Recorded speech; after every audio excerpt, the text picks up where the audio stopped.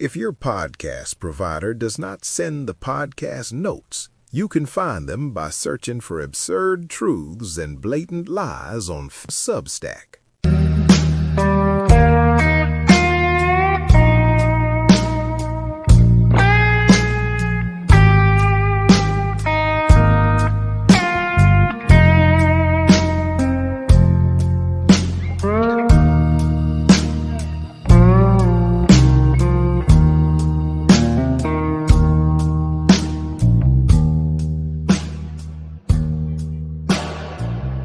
Good evening, darlings, and welcome to a very special, dimly lit corner of the airwaves. Pull up a wicker chair, pour yourself something sweet enough to rot your teeth and cold enough to sweat straight through the glass, and let the evening cicadas provide our rhythm section. You are listening to a special Pride mini-episode of Absurd Truths and Blatant Lies, the online sanctuary where we gently peel back the respectable, faded wallpaper of history to see exactly what is rotten or magnificently blooming underneath the regional floorboards.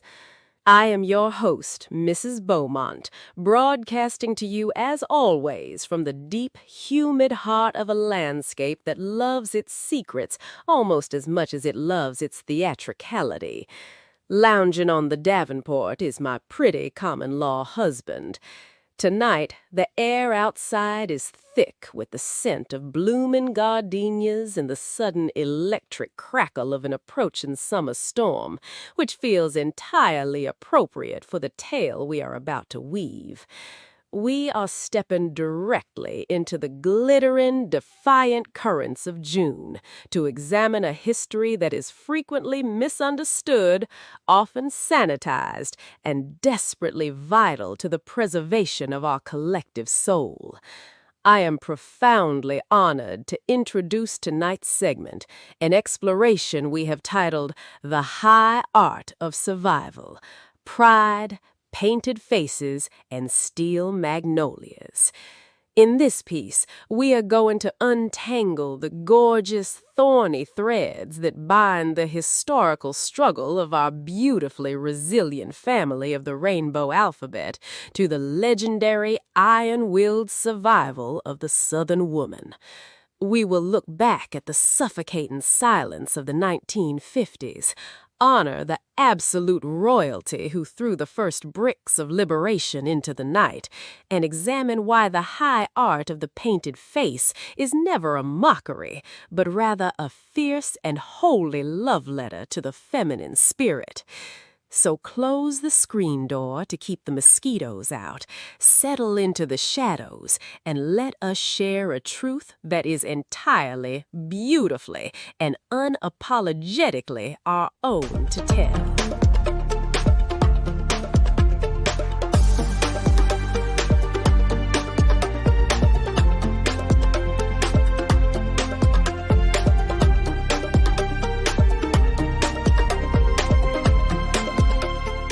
In the suffocating embrace of a southern June, where the humidity clings to the skin like a wet wool blanket, you can hardly step onto the porch without catching the scent of aerosol glitter and corporate-sponsored jubilation.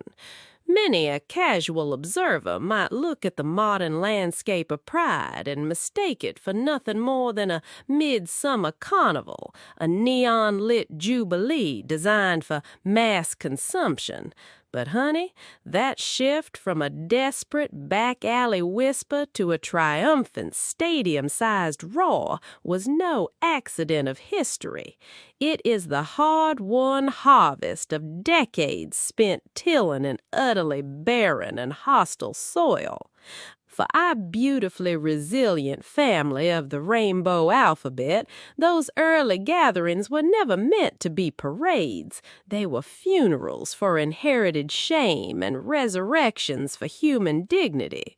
They were direct, bleeding commemorations of the Stonewall Uprising, vital and jagged platforms demanded by people who simply wanted the right to exist without a badge or a boot pressed firmly against their necks. As the heavy wheel of history slowly turned, grinding out legislative victories like the decriminalization of our private lives, the establishment of anti-discrimination laws, and the ultimate codification of marriage equality, the atmospheric pressure naturally began to shift. Pride transformed from a defensive perimeter into a sanctuary, a sacred space where you could look your brother, sister, or sibling in the eye and celebrate the sheer miracle of having survived the night. Today, the big money corporations have arrived with their neatly pressed rainbow logos and towering floats, making the spectacle grander and louder than ever before. Yet let us never mistake the elaborate costume for the living soul beneath it. Beneath the thumping bass and the flying confetti, pride retains its radical, thorny roots. For the most marginalized corners of our community, the wolves are still pacing outside the door, and while the celebration is beautiful, the underlying current remains a fierce, unyielding act of resistance. To truly comprehend the fire that ignited at Stonewall, we must first look back at the long, suffocating silence that cloaked the decades before the bricks flew. If you drop your eyes back to the 1950s and 60s, you find an era defined by what history books politely refer to as the homophile movement. Organizations like the Mattachine Society and the Daughters of Bilitis did not throw stones or shatter glass. Instead, they attempted to weaponize respectability against an empire of prejudice. They moved through the world with the agonizing endurance of those who knew that a single wrong look or an unbuttoned collar could invite total ruin. Their tactics were rooted in polite lobbying, public education, and the creation of quiet underground lifelines for a community forced to live in the shadows. When these early pioneers marched in the blinding sun of public scrutiny, they did so dressed in meticulously pressed suits and modest, conservative Sunday dresses. They tailored their appearance to match society's most rigid metrics of normalcy, trying desperately to prove to a hostile public that they were no threat to the pristine American porch swing dream. Yet beneath that polished, hyper-vigilant veneer, our people lived under the heavy gavel of brutal sodomy laws and pervasive social exile. Police raids on gay bars were not rare anomalies. They were a routine, state-sanctioned sport meant to terrorize. It was a time of quiet endurance and nascent organizing, a low-pressure system building over a stagnant swamp, waiting for the singular spark that would blow the whole country wide open. That definitive explosion finally tore through the dark, humid hours of June 28, 1969, at a cramped dive bar known as the Stonewall Inn in Greenwich Village. When the police arrived for their routine dose of institutional cruelty, something in the sticky air fractured. The patrons, the drag queens, the transgender women, and the street youth and the castaways who had absolutely nothing left to lose looked at the badges and the clubs and collectively decided they had reached their breaking point. It was not a polite disagreement or an orderly protest. It was an uprising that raged across the pavement for several days, galvanizing a fractured community and birthing a radical phase of resistance known as gay liberation. Exactly 1 year later, the first Christopher Street Liberation Day March moved straight through the heart of New York City, echoed by defiant footsteps in major cities across the continent. That was the true birthmark of modern pride, an eviction notice served directly to oppression, carrying the haunting and central rallying cry that gay is proud.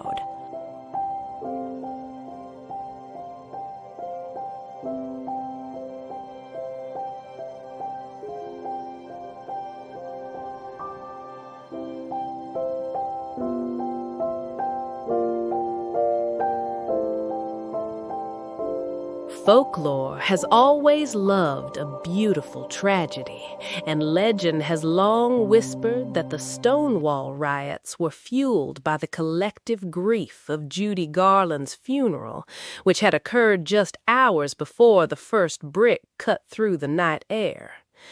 While that poetic timing is far more myth than historical gospel, the emotional truth of the legend remains vital to the narrative of pride.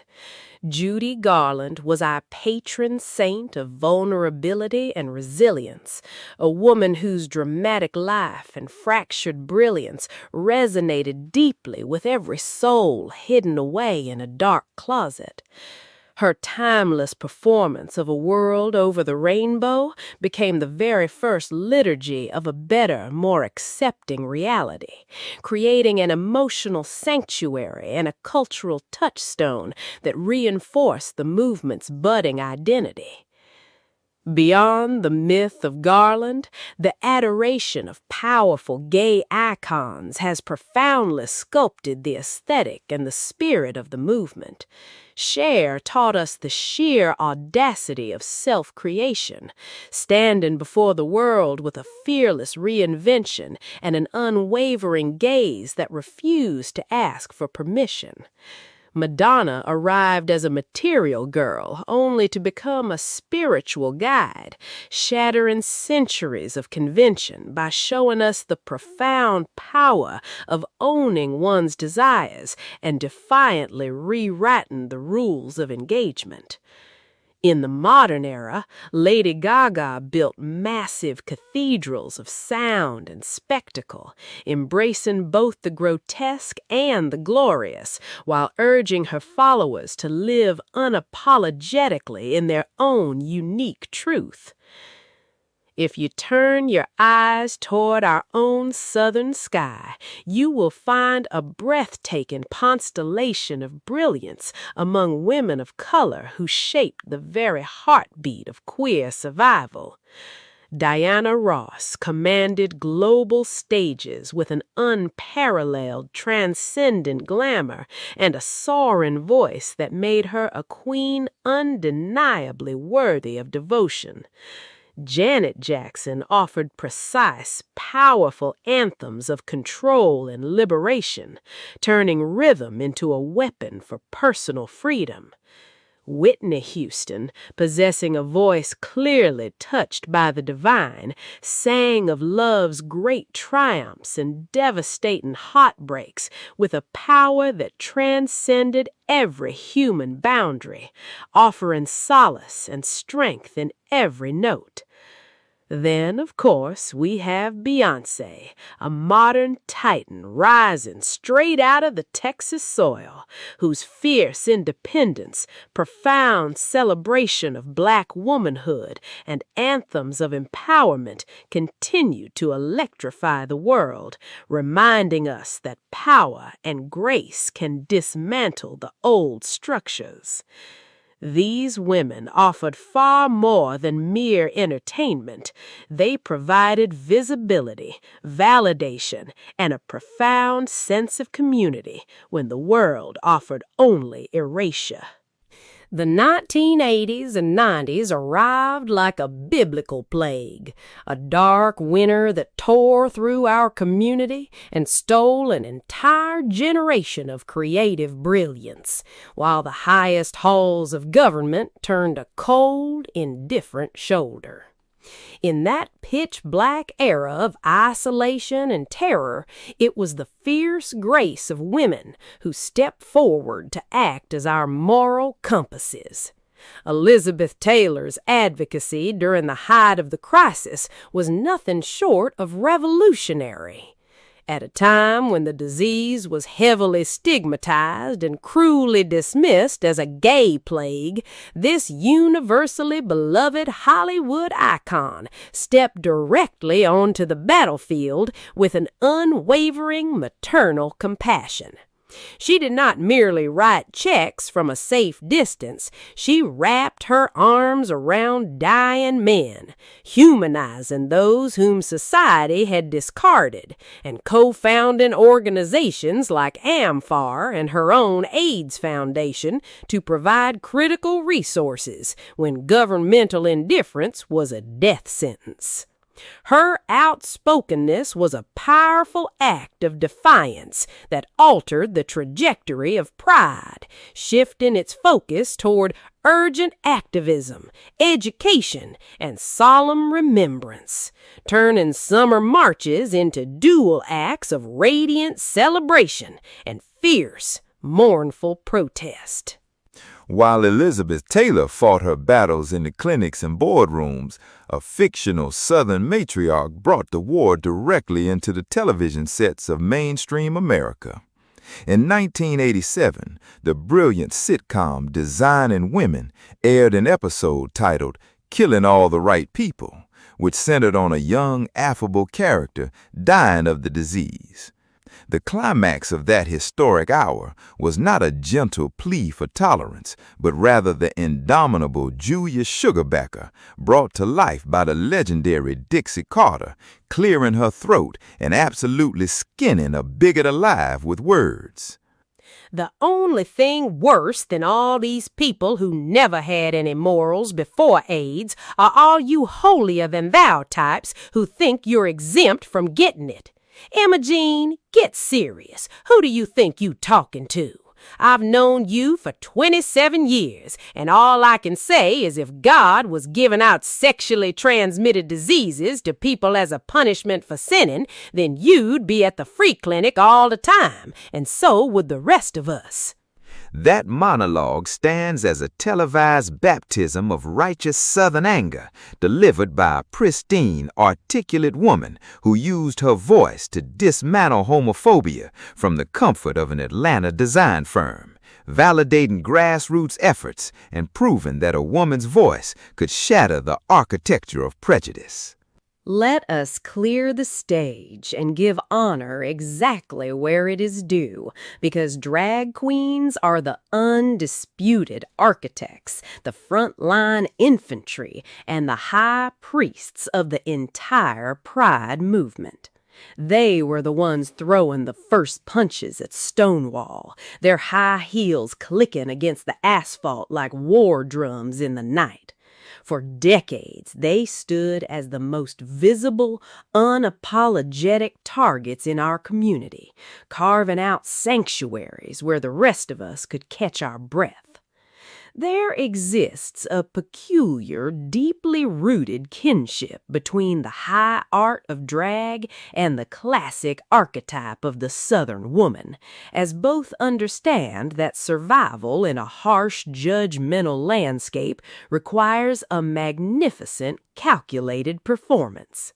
Drag frequently channels the iconic steel magnolia persona, an individual who appears outwardly as sweet tea while possessing an internal skeleton of forged iron and a wit sharp enough to draw blood.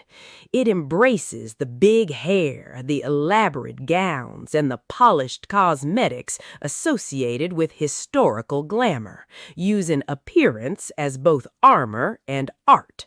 For Southern women of color, the art of drag embodies an even deeper ancestral resilience against systemic exclusion, celebrating a unique strength and an unforgettable voice.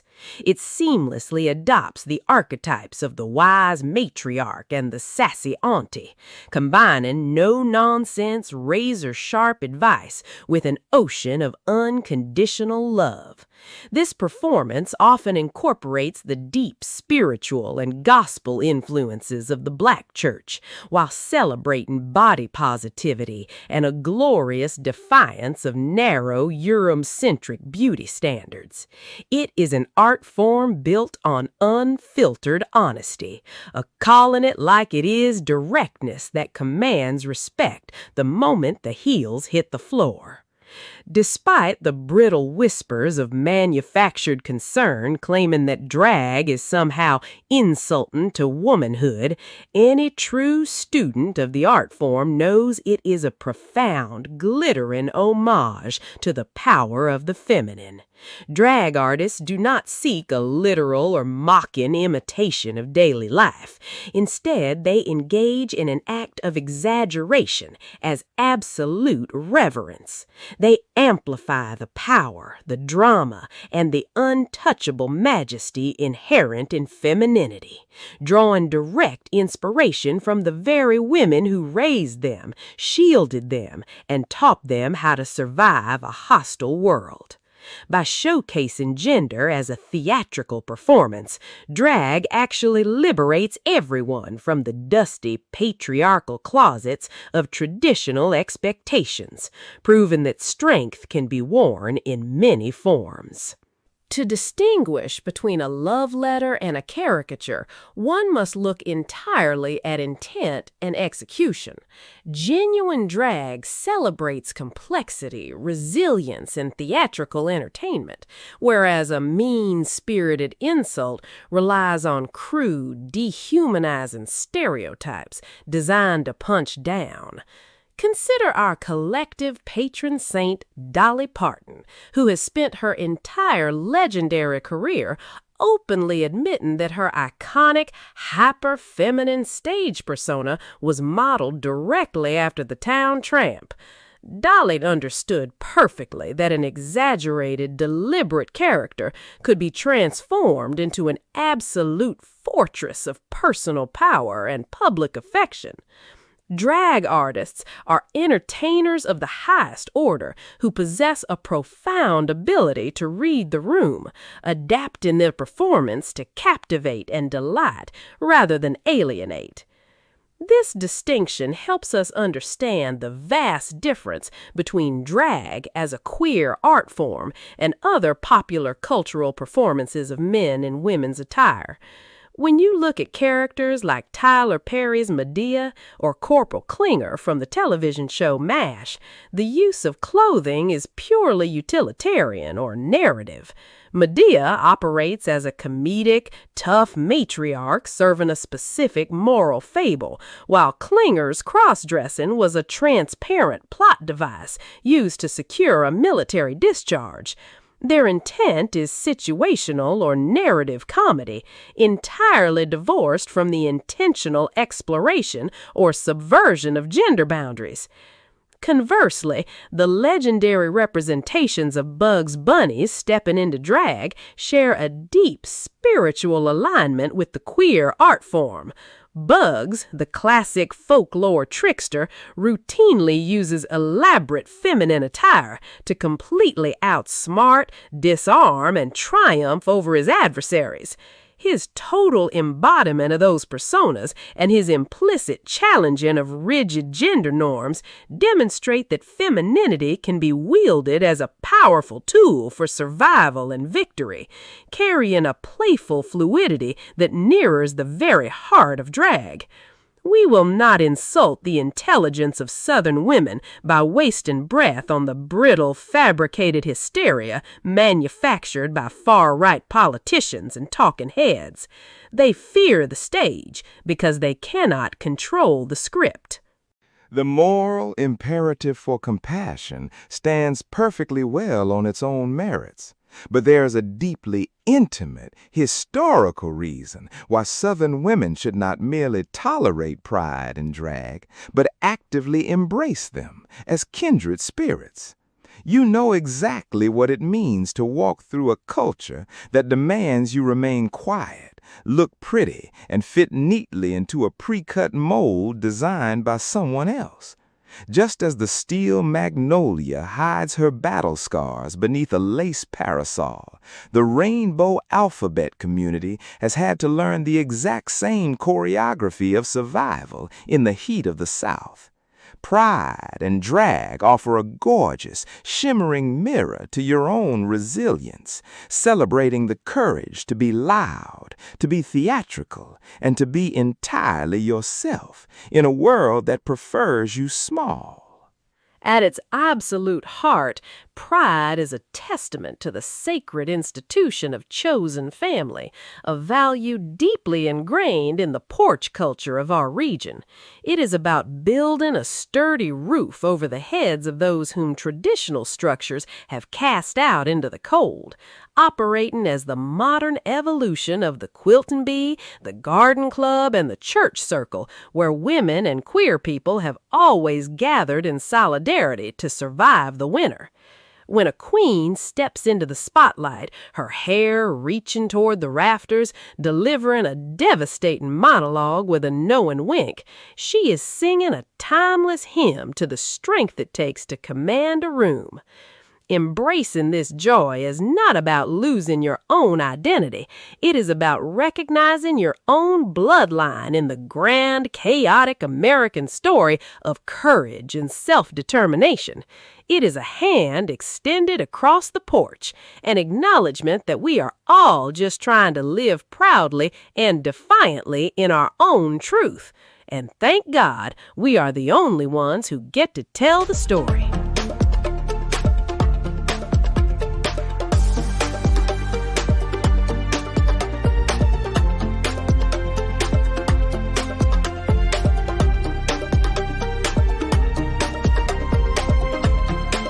The Spanish moss hangs low like damp wool, choking out what little light the afternoon had left to give.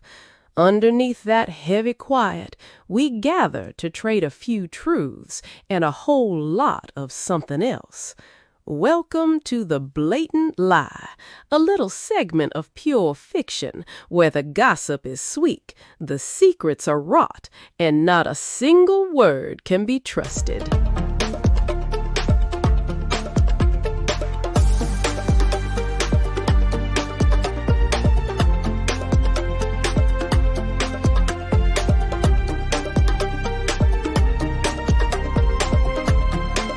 The sea has a way of stripping a man of his illusions, or perhaps if the humidity's high enough and the liquor's cheap enough, it simply replaces them with grander ones.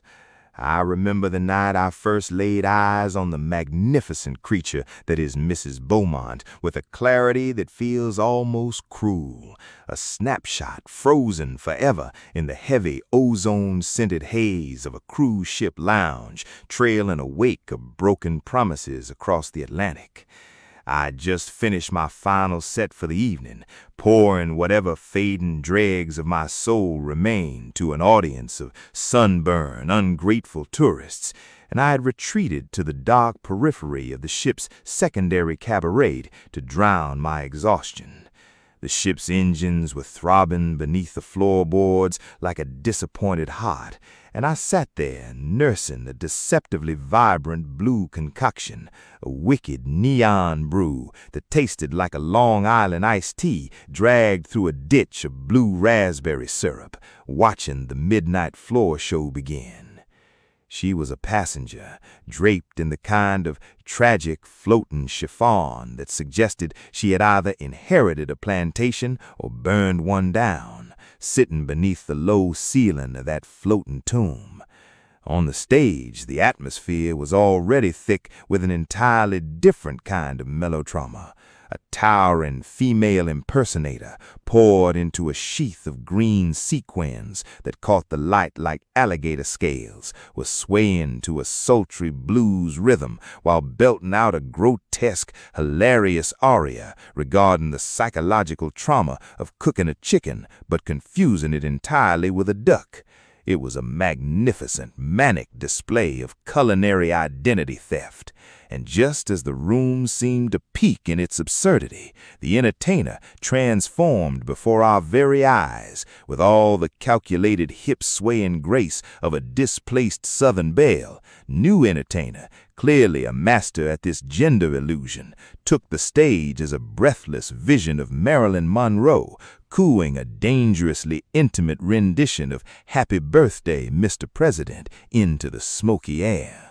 Then, because the universe refuses to allow a beautiful delusion to sit in peace, the performance devolved into absolute glorious chaos. A gentleman possessing an aggressively square jaw and a hairpiece that defied gravity burst onto the stage as a John F. Kennedy impersonator, launching into a frantic lip-sync duet of Mockingbird with his resurrected Marilyn. The audience was roaring, the ship rolled slightly on a rogue Atlantic swell, and I found myself entirely undone by the sheer theatrical madness of the moment. I stood up, completely captivated by the spectacle and blinded by the glare of the stage lights, and I lost my footing as the vessel swayed. I stumbled blindly toward her table, and in one catastrophic, uncoordinated motion, the blue concoction that I had been holding cascaded straight out of its glass and washed over her immaculate, pristine lap like a baptism of blue curacao. I froze, bracing myself for the righteous fury of a woman whose evening had just been ruined by a clumsy lounge singer.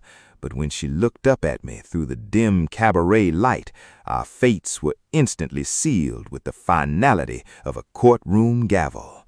There was no screaming, no calling for the ship's purser. There was only an electric, terrifying understanding between two souls who recognized that they were both castaways on the same ridiculous voyage.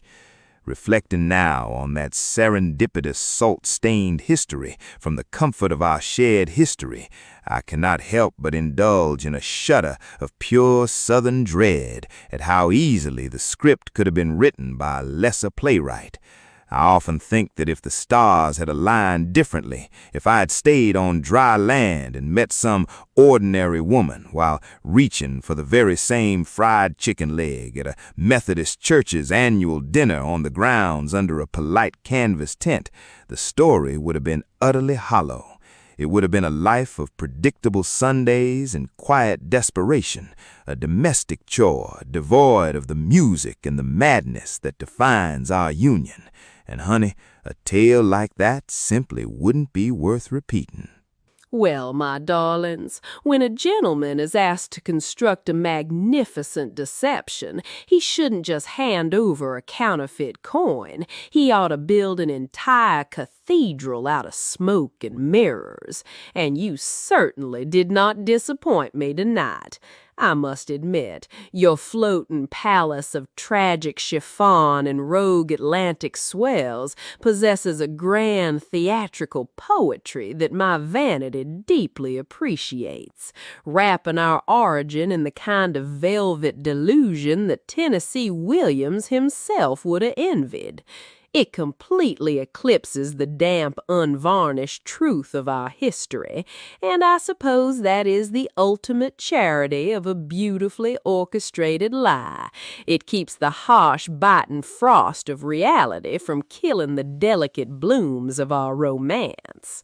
Heaven knows your nautical fantasy sounds infinitely more romantic than the stark humming neon of the cocktail lounge at the airport inn, which sits perched like a concrete monument to temporary stays right off the gravel shoulder of exit 46. There were no midnight ocean currents shifting beneath our feet that evening, sweetheart, only the rhythmic shuddering vibration of 18-wheelers shifting gears out on the interstate, and the faint melancholic scent of diesel fumes and stale tobacco seeping through the water-stained ceiling tiles.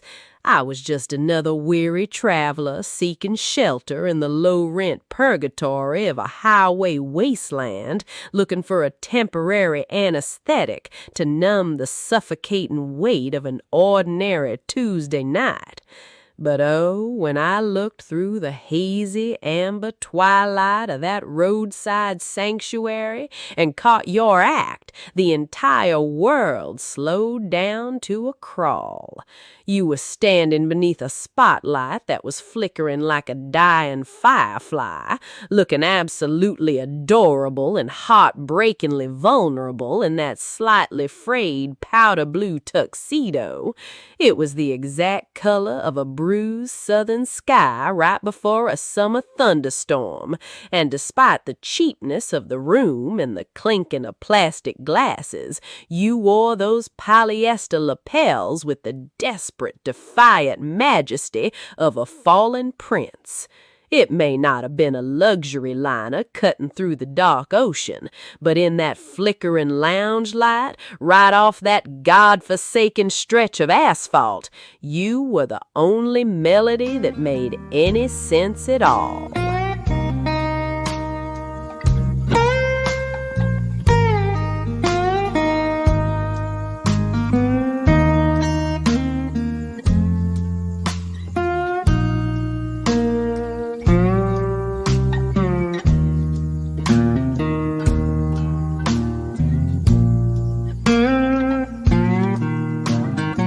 Remember, we are the neurotic figments of an anxious imagination cobbled together with the assistance of AI minions.